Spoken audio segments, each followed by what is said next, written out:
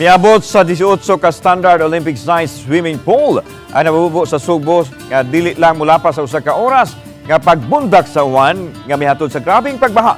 Di lang habig sa lapad sa dapit sa Metro Cebu apan sa lungsod usab sa lalawigan sa Subo. Ang report ni Luan Merondina. Baha diri, baha didto. Kini ang nasinati sa nagkareng dapit sa Metro Cebu kagahapon human mibunok ang kusog nga pag-uwan pasado alas 3 kagahapon sa hapon.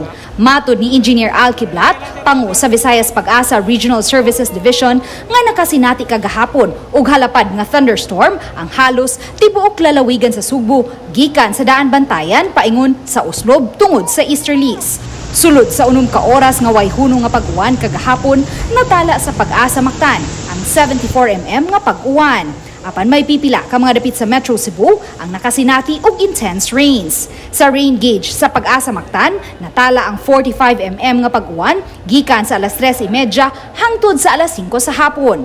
Susama kini sa gidaghanon sa 225,000 ka mga baril sa tubig matag square kilometer o 18 ka standard nga Olympic size swimming pool ang nabubo nga uwan. So considered to siya as itawag na to torrential rain. So widespread to siya, mao po ning mga uwana ang nasinati sa Metro Cebu, particularly Cebu City, Mandawi City. So tungod to siya sa easterlies nga nakamugna og mga widespread nga mga thunderstorm.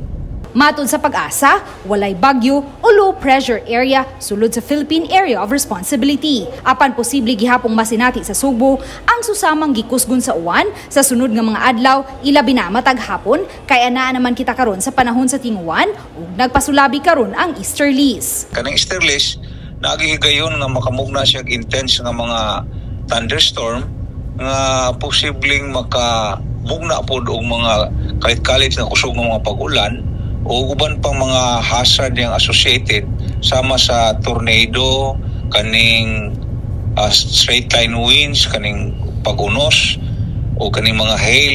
So naagi ni lightning strike. Apan di makakonfirmar si Kiblat kung ang nasinati kagahapon sa lungsod sa Liloan usaba ka tornado o buhawi. Mikatap karon sa social media ang post sa pipila ka mga netizen di inakuhaan niini ang pipila ka mga debris nga nanglupad tungod sa kakusog sa hangin nga nasinati kagahapon sa hapon atol sa pagbunok sa uwan. Dili ko maka-confirm nga siya usa ka tornado nganuman kay wala ko'y nakitang funnel cloud.